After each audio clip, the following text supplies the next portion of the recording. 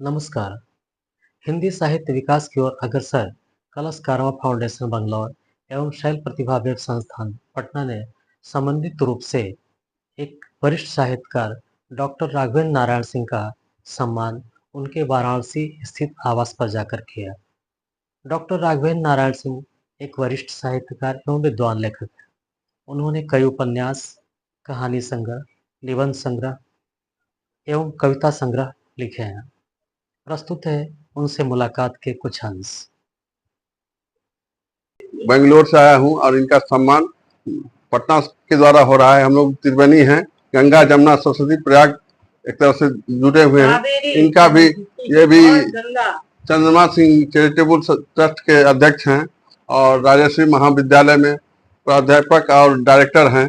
इनकी बहुत 50 पुस्तकें से ऊपर छप चुकी है और मैं चाहूँगा कि इनका सम्मान करना, हम सम्मान करने के लिए तैयार हैं। थैंक यू, धन्यवाद। बहुत अच्छा लगा कि कारवां कलश के संस्थापक ने बनारस में आकर के एक वरिष्ठ साहित्यकार और अनेक संस्थानों से जुड़े हुए, शिक्षा संस्थानों से जुड़े हुए एक विद्वान लेखक का सम्मान किया। साथ में एक शैल वेब संस्थान भी रहा है और डॉक्टर प्रतिभा रानी मौजूद है, साहित्यकार का सम्मान कर रहे हैं। यह शैल प्रतिभा संस्थान के लिए भी गर्व की बात है, कलश कारवां के लिए भी सौभाग्य है कि आप आज मुझसे मिल रहे हैं और इस अवसर पे आपने जब सम्मान प्राप्त किया है तो हम थोड़ा सा चाहेंगे कि सर से मुख से आज कुछ सुनेंगे। बहुत बहुत धन्यवाद सर आपका कि आप इस सम्मान के लिए आप लोगों को बहुत बहुत धन्यवाद कि यहाँ पे कलश कारवां और शैल प्रतिभा वेब संस्थान के द्वारा समन्वित रूप से आपने मेरा स्वागत किया है, सम्मान किया है। आप लोग हमारे आवास पर पधारे हैं, इसके लिए मैं आप लोगों का अनुग्रहित हूँ। आप लोगों के अनुरोध पर मैं एक दो गीत सुनाना चाहूँगा। मेरी झील गीतों पर 8 पुस्तकें आ चुकी हैं, 8 गीत संग्रह हैं, जिसमें मैंने झील के माध्यम से अपनी बातें कहने का प्रयास किया है। अक्सर लोग मुझसे पूछते हैं कि ये झील है क्या, जिसका कि विस्तार से मैंने अपनी पुस्तकों की भूमिका में जिक्र भी किया है कि मैं झील से क्या समझता हूँ। एक तो झील है जो हम अपनी नंगी आंखों से देखते हैं, दुनिया में यहाँ वहाँ हर जगह झीलें बिखरी हुई हैं, लेकिन झील जो शब्द है वो अपने आप में बहुत ही आह्लादकारी होता है, क्योंकि कोई भी झील नैसर्गिक होती है, प्राकृतिक होती है, उसमें कोई दोष नहीं होता है। और झील में यदि दोष उत्पन्न होता है तो वो हम मनुष्यों के द्वारा ही उसमें दोष उत्पन्न किया जाता है। उदाहरण के लिए हम लोग मानसरोवर झील की बात करते हैं, तो जैसे ही मानसरोवर झील की बात होती है, मन में एक विशेष प्रकार का एक पवित्र पावन विचार उत्पन्न होता है। तो मैंने झील को एक प्रतीक के रूप में इस्तेमाल किया और मुझे झीलों से बचपन से ही बहुत ही प्रेम रहा। यद्यपि मैं झील से अच्छी तरह से वाकिफ तब हुआ जब मैं बंगलौर गया, लेकिन मैंने उसके पहले ही 4 पुस्तकें मेरी झील गीतों पर आ गई थी, जिनका कि प्रथम बार ईश्वर की मर्जी से बंगलौर में ही उनको रिलीज किया गया, उनका विमोचन हुआ और इसका श्रेय कलश कारवां को जाता है। और मैंने जब वहाँ पर झीलों को देखा तो मैंने कहा कि ये झील तो मेरे मन मस्तिष्क में पहले से ही विद्यमान थी, जिनको कि मैंने कागज पर उकेरा। इसके बाद फिर 4 और पुस्तकें झील गीत पर आईं और उनका भी विमोचन कलश कारवां के द्वारा बंगलौर में ही हुआ। तो मैं ये मानता हूँ कि बंगलौर जैसा जो शहर है, अगर उसकी कोई खासियत है तो वो वहाँ की झीलों की वजह से है। वहाँ की टेक्नोलॉजी या और भी जो चीज़ें हैं उसकी वजह से नहीं। इसलिए मेरी बंगलौर वासियों से भी गुजारिश है कि वे झीलों को बनाए रखें, झीलों को पवित्र रखें, क्योंकि झीलें ही उनकी पहचान है। और वहाँ की ऊंची ऊंची जो बिल्डिंग्स हैं या टेक्नोलॉजी के फील्ड में जो डेवलपमेंट हैं, ये सब वहाँ की पहचान नहीं हो सकती, क्योंकि उससे तो बहुत ही ऊंचे दर्जे के जो शहर हैं वो विदेशों में हैं, लेकिन वैसी झीलें कहीं पर नहीं होंगी। तो मैंने झील गीत तो बहुत से लिखे हुए हैं जैसा कि मैंने बतलाया, लेकिन मैं अपने फेसबुक के से ही एक झील गीत आपको सुना रहा हूँ। लेकिन उससे पहले मैं चाहूँगा कि आप अपने कैमरे में एक चित्र को रिकॉर्ड कर लें, क्योंकि इसमें मैं बेंगलोर में जब गया हूँ तो वहाँ पर झील के किनारे खड़ा हूँ।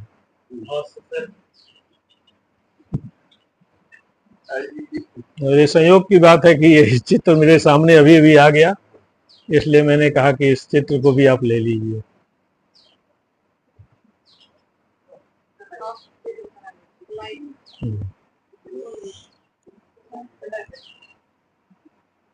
झील गीतों के बारे में भी इस गीत में कुछ बातें हैं, इसलिए और अच्छा लग रहा है इसको सुनाना। कि मैं झील गीत क्यों गाता हूं, इस प्रश्न का मैंने स्वयं ही इस गीत में उत्तर दिया है।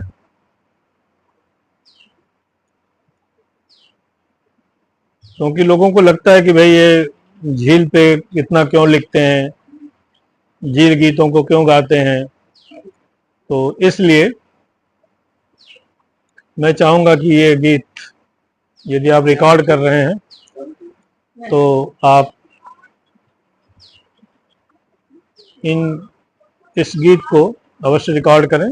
इसका शीर्षक है सदी के गीत हैं ए। सदी के गीत हैं ए, मतलब झील गीत क्या है, ये सदी के गीत है, ये कोई 1-2 दिन के गीत नहीं है। सदी के गीत हैं ए, झील संग जिनको मैं गाता हूं। सदी के गीत हैं ए, झील संग जिनको मैं गाता हूं। इन्हें गाकर नहीं मैं सिर्फ उसका दिल रिझाता हूं। सदी के गीत हैं ये, झील संग जिनको मैं गाता हूं।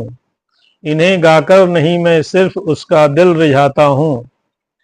इनमें रहता विमर्श प्रस्तुत, इनमें रहता विमर्श प्रस्तुत, जिसकी दरकार दुनिया को।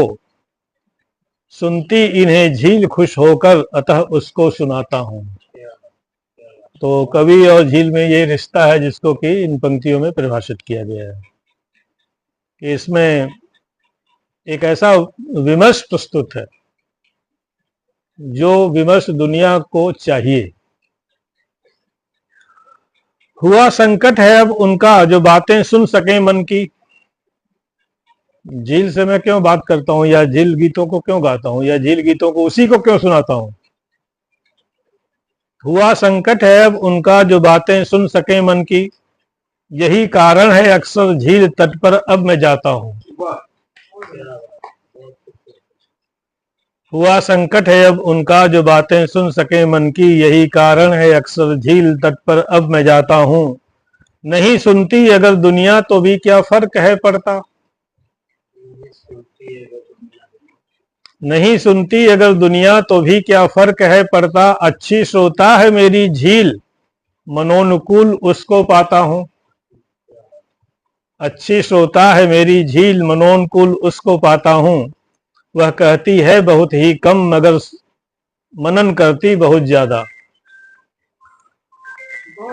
वह कहती है बहुत ही कम, मनन करती बहुत ज्यादा। उसके सम्मुख ख्यालों को अपने बेहिचक लाता हूं। कहाँ उसकी तरह का गीत प्रेमी बचा है जग में, उसको उसको नज़में अपनी गा कर के मैं अक्सर सुनाता हूँ। कहाँ उसकी तरह का गीत प्रेमी बचा है जग में, उसको नज़में अपनी गा कर के मैं अक्सर सुनाता हूँ। हमारा यह भी एक रिश्ता है श्रोता और गायक का, मोहब्बत के क्षणों में उससे मैं यह फुसफुसाता हूँ। हमारा यह भी एक रिश्ता है श्रोता और गायक का, मोहब्बत के क्षणों में उससे मैं यह फुसफुसाता हूँ। करती तस्दीक है मेरे विचारों का खुल कर के वह, तसल्ली मिलती है मुझको मैं दिल से मुस्कुराता हूँ। करती तस्दीक है मेरे विचारों का खुल कर के वह, तसल्ली मिलती है मुझको मैं दिल से मुस्कुराता हूँ। गीतों की धुन उसकी लहरों पर करने लगती है नर्तन, गीतों की धुन उसकी लहरों पर करने लगती है नर्तन। गिराता हूँ कभी लय को कभी उनको उठाता हूँ, नहीं मिलती है मुझको तट पर जब झील अपनी तो निराशा के घने जंगल में मैं आंसू बहाता हूँ। नहीं मिलती है मुझको तट पर जब झील अपनी तो निराशा के घने जंगल में मैं आंसू बहाता हूँ। लगता है छिन गई खुशियां हमारी हम नहीं कुछ हैं, लगता है छिन गई खुशियां हमारी हम नहीं कुछ हैं। दुखी स्वर में तब अपनी झील को दिल से बुलाता हूँ। कहे दुनिया चाहे कुछ भी मगर यह सत्य है कि झील प्रथम पाठक रहती मेरी, मैं कहने से संकोचाता हूँ।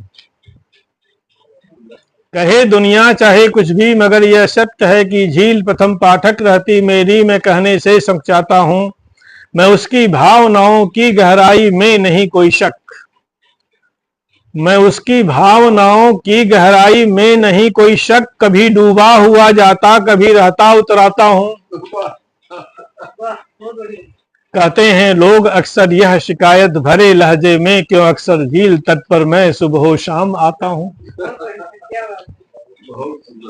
कहते हैं लोग अक्सर यह शिकायत भरे लहजे में, क्यों अक्सर झील तट पर मैं सुबह शाम आता हूँ। तो सुन ले वे सभी जिनके मन में प्रश्न ये उठते, तो सुन ले वे सभी जिनके मन में प्रश्न ये उठते। सरल हृदया है झील बेहद मैं उससे दिल लगाता हूँ।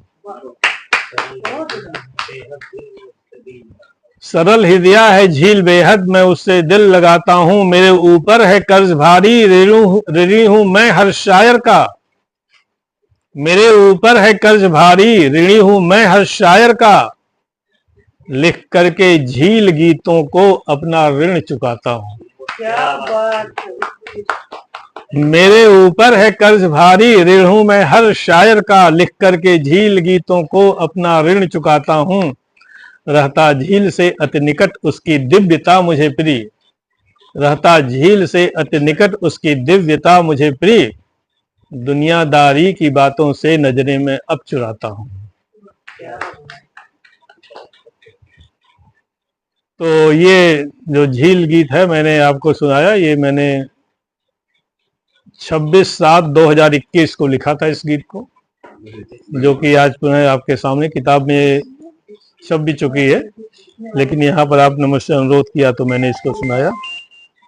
बहुत सुंदर रचना आपकी एहसास से भरी हुई। मैं चाहता हूँ कि हम लोगों को एक अन्य रचना सुनाए या इस क्रम में आगे भी आपने जो लिखा हो, जैसा कि नहीं, अब झील गीत तो मैंने एक सुना दिया जिसमें कि झील के बारे में या झील से मेरा जो रिश्ता है या मैं झील गीत क्यों लिखता हूँ, मैं समझता हूँ कि वो पर्याप्त है कि लोग समझ जाएंगे कि ये झील गीत क्यों लिखे जाते हैं।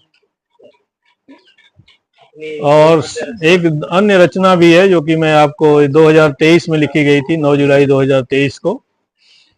ये सामान्य एक गीत है, क्योंकि मैं मानता हूं कि जो साहित्य है वो जीवन के बारे में होता है, जीवन का विश्लेषण करता है, और साहित्य का एक उद्देश्य होता है कि जो जीवन है उसको और भी सुंदर बनाया जाए, उसको और भी बेहतर बनाया जाए। आज का ऐसा समय है कि व्यक्ति मृत्यु की कामना करने लगा है, लोग बात बात पर फांसी लगा करके मरने लगे हैं, और जिसे देख करके या सुन करके या पढ़ करके बहुत ही दुख होता है कि ऐसे लोग बहुत ज्यादा जीवन के सौंदर्य से विमुख हैं, जी क्योंकि उन्हें जीवन के सौंदर्य को देखने का मौका ही नहीं मिलता है। न तो कोई उनको यह प्रेरित करता है कि नहीं तुम्हारा जीवन कितना कीमती है। तो ऐसे में अगर हमारी इच्छाएं मर जाती हैं तो फिर जीवन जीने का कोई अर्थ नहीं रह जाता है।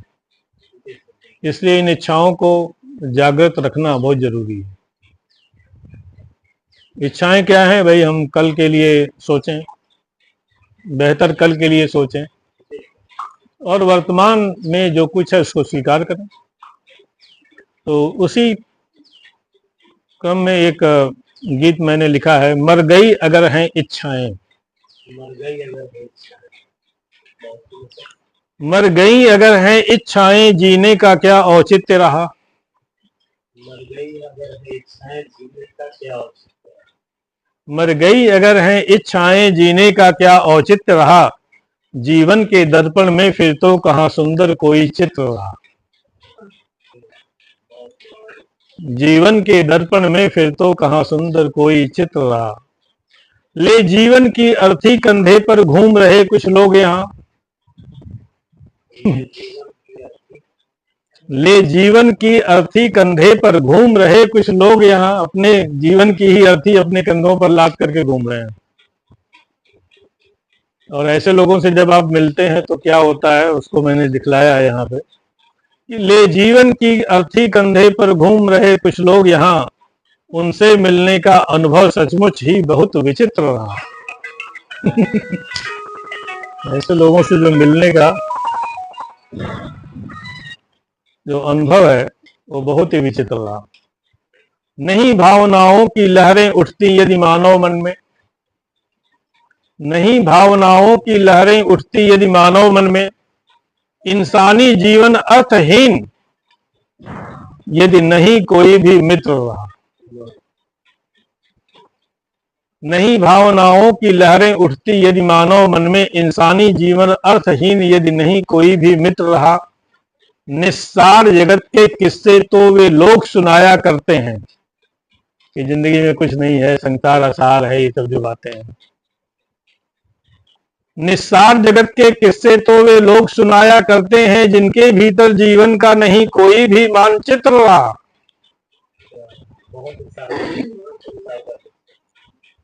जिनके भीतर जीवन का नहीं कोई भी मानचित्र रहा। निस्सार जगत के किस्से तो वे लोग सुनाया करते हैं जिनके भीतर जीवन का नहीं कोई भी मानचित्र रहा। उन्होंने ही धरती पर कुछ काम किए हैं जनहित में। उन्होंने ही धरती पर कुछ काम किए हैं जनहित में। जिनके हृदय सरस थे, जिनके हृदय सरस थे मन में।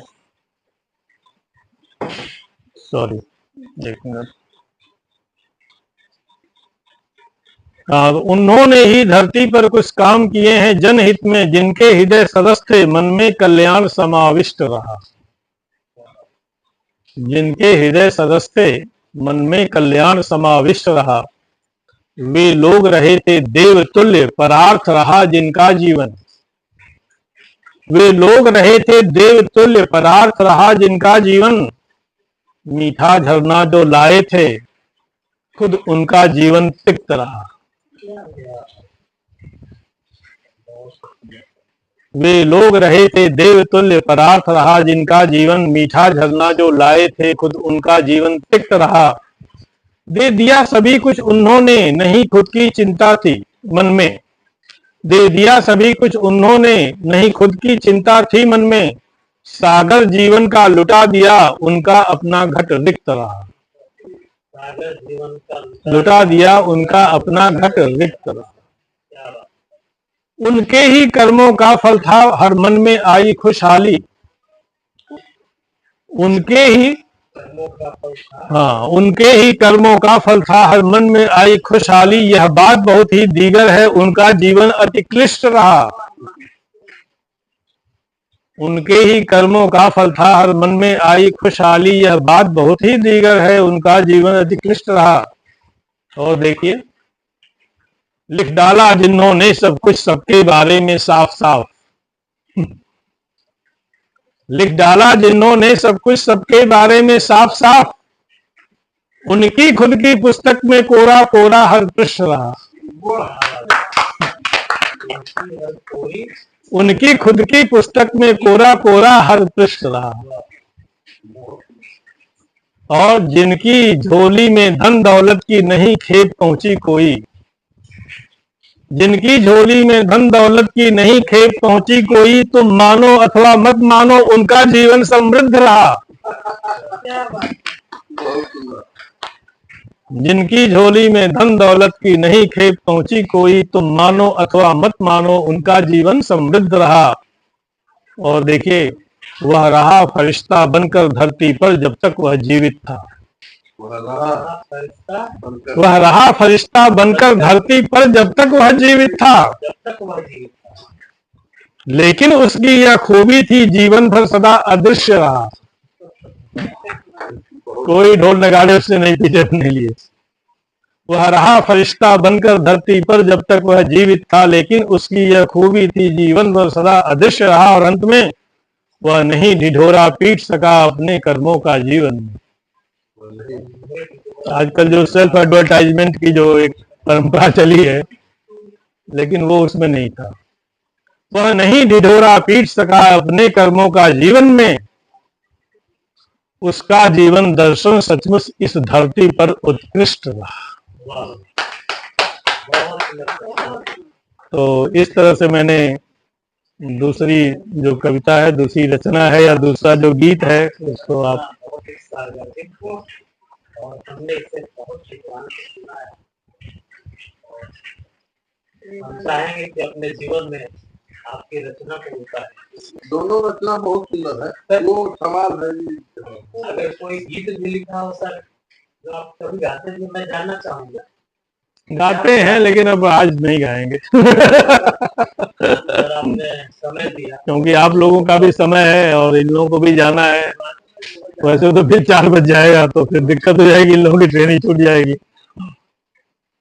धन्यवाद।